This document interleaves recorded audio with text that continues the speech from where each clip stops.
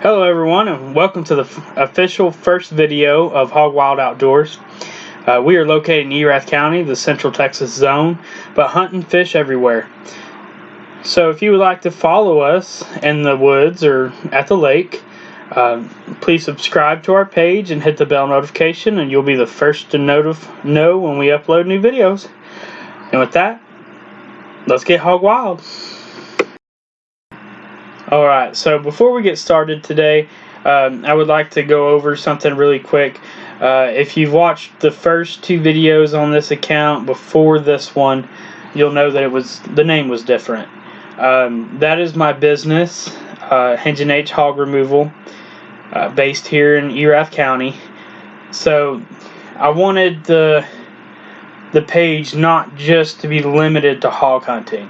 So I figured Hog Wild Outdoors is a broader span, from fishing to hiking to camping to hunting.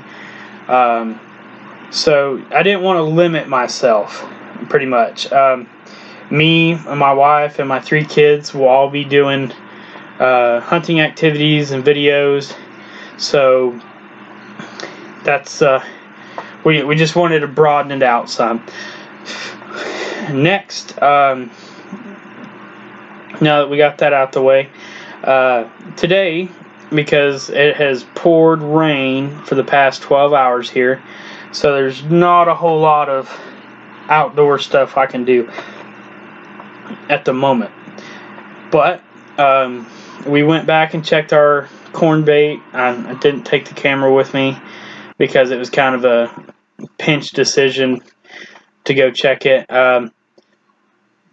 They've been coming into it, so we just rebaited. Next time we go out and check it, I will have the video camera. We'll probably actually go on a hunt. Alright,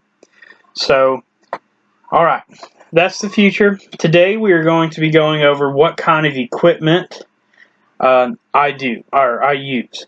So I have two firearms that I use for 90% of my hunting. Just because I'd rather not carry 6 or 7 guns around in the truck with me. And these two are I'm pretty honed in with them, so I know them very well. So every time I use them, I can produce a kill. So first we're going to look at my rifle, which is a 308 Century Arms Set Me Sporter.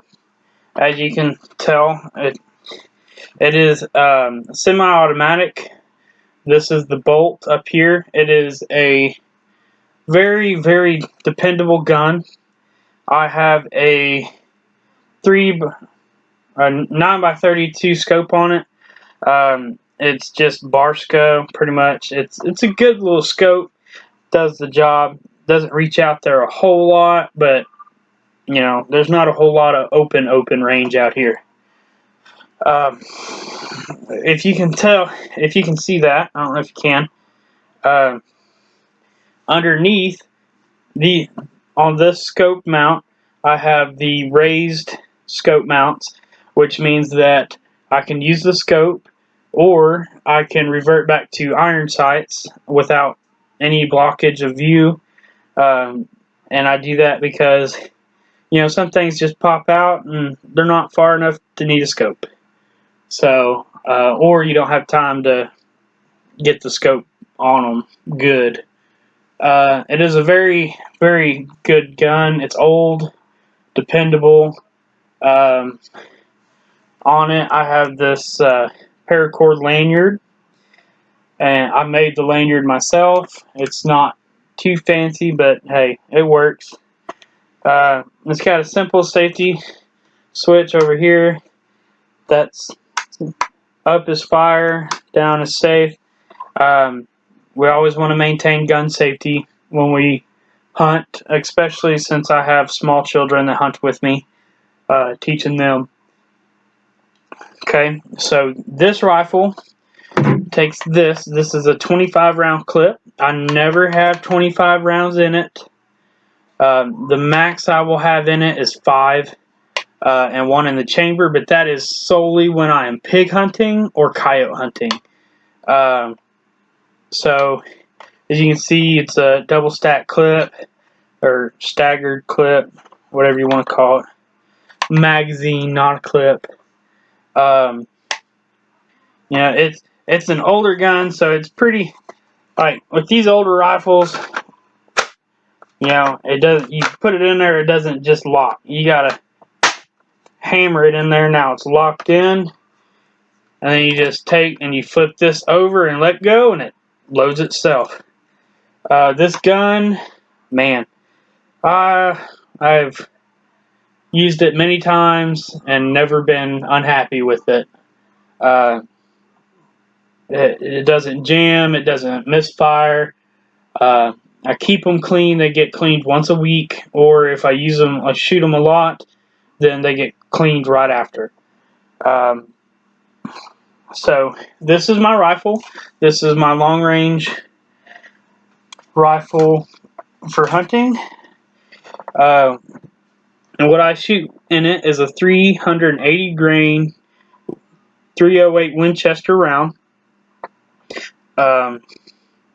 It's just lots of knockdown power. It gets the job done. I don't believe in having to track a wounded animal, so if I can't drop it where it's at, I don't shoot. A lot of people out there are probably thinking 308, that's a decent size caliber. Wouldn't it kick pretty bad? And it's, you know, with this setup, I forgot to, with this muzzle brake on it, which is a fairly decent muzzle brake, it actually has little to zero kick. It has, the way it's set up is just beautiful. My 6-year-old has shot it and loves to shoot it. The only downside to it is it is extremely loud with that muzzle brake. But if you practice good gun safety, they stand towards the back of you, behind you. When you fire, it's really not that bad. So yeah, other than the loudness, it's really, really good. The iron sights on it are good up to 600 yards. However, I put a scope on it because I could do it with the iron sights, but I am removing that little variable of my eyes being the problem in that long of a shot. So I don't need a scope on it, but I have the scope on it to make sure that whatever I am shooting at does not get wounded and like able to run off to where I can't get to it. So we are all about quick, painless, or as painless as possible kills here. You won't see me wound a freaking animal and let it walk off and bleed out. I don't do that. Next, we have my other go-to, which is my Mossberg Model 88 Maverick. It's a 12-gauge pump. It is a very, very good shotgun. I've only had it for probably 4 months, 5 months, and I have probably put 600-700 rounds through it already, just with target shooting and small game hunting with it, and pig hunting. With this gun, I use it in like close brush situations, or if I'm dove hunting or turkey hunting. This is just pretty much an all-around usable gun. It's got the bead set up like every shotgun. Inside this tube, it has a, oh, that's loose. It has a choke tube in it Right now, I think I have it zeroed out, or whatever the proper term is for zeroed out. Pretty much, it's not choked down, but the threads ain't showing to where it'll tear it up. Get that. Let me get the tool. Bear with me a second. Alright, now that I got that tightened up some, there we go. This shotgun, it was weird because when I bought it, I'm used to the safety being up here. A lot of pump action, older pump actions, and breakovers. Really, breakovers don't need safeties. But there's a switch up here that you would switch. You would use your thumb and switch it up when you're ready to shoot. This one, however, as you can see, it has a little pin safety right there. So I always got to remind myself before I walk into a possible situation that I need to shoot to reach down and pop that. I'm used to it with my 22 because it's a 22. So that's pretty much the safety on it. I got the breech open. I don't know if y'all can see because it's all black, but the breech is open. There's no rounds in it. It's in safe position. Now this particular model, like I said, I've only ever owned old shotguns, so this one was new to me. You take this little nut here loose, and the whole barrel comes off with it to get a better clean on it. Like I said, though, this is my bird gun. This is my hog gun for clothes brush. Around here, we got a whole bunch of cedar thickets and mesquite thickets. So you get pretty up close and personal. You need something that you can be quick with. You don't have to aim a whole lot with. But, I mean, it's smooth. This one actually only cost me $130 from a gun shop here in town, Left-Handed Guns on Main Street in Hyco. So, yeah, I mean, keep them cleaned, keep them oiled. They'll always perform for you. And on this one, just like the 308, the kick is literally minimum to none. My 6-year-old loves shooting this one too.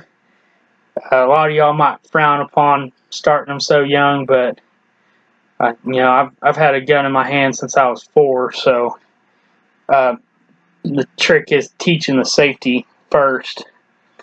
So yeah, it feels good in the hand. It's like super lightweight for a shotgun. So yeah, it's a Mossberg Model 88 Maverick. Pretty good gun. Hasn't jammed up on me yet. Now, when I shoot that for bird hunting, I would just use normal small game load or bird shot from Winchester that they sell there at Walmart.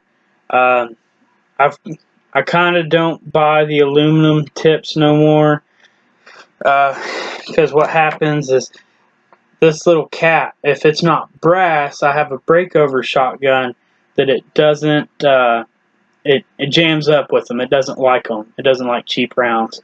So I have to use the brass-ended ones there like that. Now, this is actually what I use to pig hunt. In this round, there's 9 pellets, a double-aught buck. 9 pellets. This thing spread at 20 yards, 40 yards, is only about 8 to 10 inches. Now, 20 yards is a long way when you think about brush. When you're in close brush, you normally wouldn't be further away from the animal than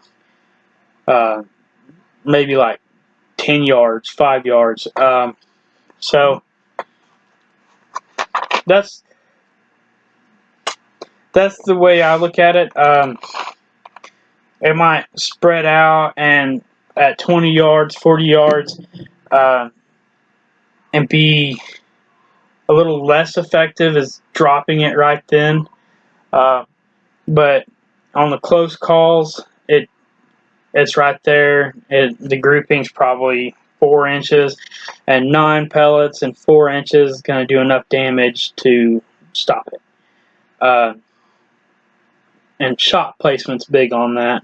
You don't want to shoot somewhere that you have to wait for it to bleed out. So there's my 2 biggest guns. My 22 is actually at the gunsmith right now. I was pulling it out of the truck and it knocked the front side off. Sometimes you make mistakes. So that's pretty much our show for today. So we appreciate y'all being here with us today and watching our video. And I hope that I've gave y'all good enough content today. Like I said, I planned on doing a video outside. I was going to do a squirrel hunt today, but the weather didn't work out. So that's it. A few more things about our production, which you should know. I am just starting out in this. I am kind of new to editor, if you couldn't tell by the first 2 videos. And our video qualities. You will notice that there's 3 different types of video quality going to be in a video normally, because I have a GoPro, which is a Dragon Touch GoPro. Actually, I think I have it right here. I do. Okay. So this is what I use in the field. Excuse me. It will be on a chest-mounted,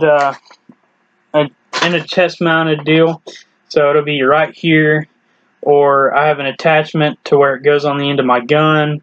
So you might get to see, firsthand how it looks when I fire it, and that'd be pretty cool for y'all to actually watch the shot and see the placement. So, and the third thing I use to record is just a little cheap Android phone from Walmart. It's done pretty good so far. So, like I said, I'm still new to all this, so if y'all could bear with me. I hope to put out a lot more content pretty soon. Hopefully it dries up a little bit and the pigs come out and we'll get on pig hunt. I know it's pretty much nothing else in season right now, I think. I gotta look at the regulatory handbook anyways. So, yeah, that's our show. That's our information. You can find us on Instagram and Facebook at H Hog Removal. That's still my company. If you're in the Erath County, or even if you're not, if you have a major hog infestation, they're doing lots of damage, get a hold of us through that, or message me or comment on the video, and we'll see what we can do to get it done for you, get it taken care of. So don't forget, please like the video and subscribe to our page. Any feedback that y'all could give me, any at all, negative, positive, anything at all, just to let